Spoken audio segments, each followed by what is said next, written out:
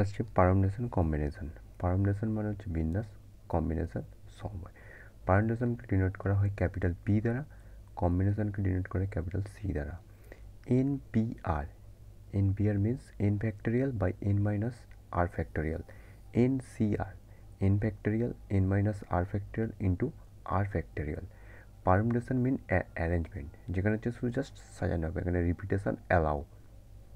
Combination mean group or selection, যদি তিনটে number A B C নেওয়া হয় এবং তিনটের থেকে যে কোনো দুটো করে যদি পারমুটেশন করা হয় তাহলে কে কী আসবে, A B, B A, B C, CB, CA, AC. কিন্তু যদি কম্বিনেশন করা আসবে A B, B C, CA, এর রিপিটেশন অ্যালাউ নেই, এ বি আসলে বি আসার চান্স নেই। 0 ফ্যাক্টোরিয়াল মিন্স 1, 1 ফ্যাক্টোরিয়াল মিন 1।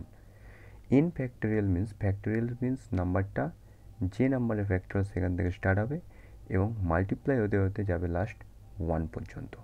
আচ্ছা, যদি কোনো একটা ক্ষেত্রে টোটাল n সংখ্যক থাকে নাম্বার থাকে, যার মধ্যে এ আছে পি বার, বি আছে কিউ বার এবং সি আছে আর বার, মানে A P times, B Q times, C R times, তাহলে তার পারমুটেশন হয়ে যাবে কি না, n factorial by P factorial into Q factorial into R factorial. 3p2, 3p2 মানে কি, 3p2 মানে হচ্ছে টোটাল তিনটে বস্তু আছে সেখান থেকে দুটো করে নিয়ে বিন্যাস। যদি n সংখ্যক বস্তু থাকে তার মধ্যে প্রত্যেকটি r সংখ্যক আছে এবং প্রত্যেকটি r বার করে রিপিট আছে, তাহলে তার বিন্যাস হয়ে যাবে n to the power r। কী হবে, n এর পাওয়ার r। এবার আসছে কম্বিনেশনের ক্ষেত্রে। কম্বিনেশনের ক্ষেত্রে কী হবে, সেম জিনিস, এটা পারমুটেশন, তার মানে এখানে গ্রুপ সিলেকশন করতে হবে, তো এখানে এন সি আর দ্বারা ডিনোট করা হয়।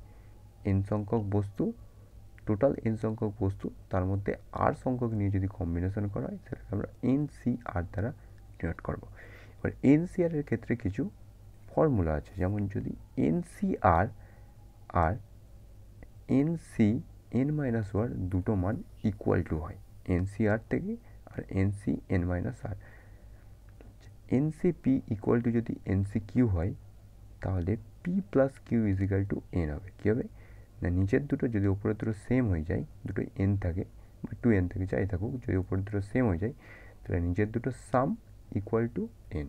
আচ্ছা, এনসি আর প্লাস এনসি আর মাইনাস 1, মানে মাথার দুটো সেম এবং নিচের দুটো যদি একটা ডিফারেন্স যদি 1 থাকে আর আর মাইনাস 1, তাহলে কী হবে, মাথার পাওয়ার 1 বেড়ে যাবে আর নিচে বড়টা হবে, তাহলে n প্লাস 1 সি আর, আরটা এখানে বড় ছিল সেই জন্য, কারণ আর মাইনাস 1 ছোটো, আর মাথার পাওয়ার 1 বেড়ে যাবে।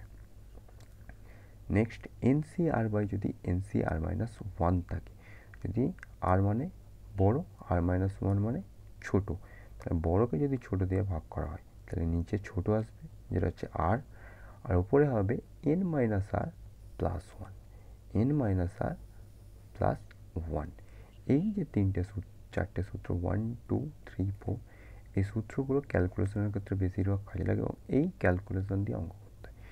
এবার এর জন্যে এইটুখানি, এই দুটো সূত্র ইম্পর্টেন্ট, একটা হচ্ছে এনপিআর, একটা হচ্ছে এনসিআর, এখানে ফ্যাক্টোরিয়াল কনসেপ্ট, এবার অঙ্কের ক্ষেত্রে বিভিন্ন এর অ্যাপ্লিকেশান পাওয়া যাবে।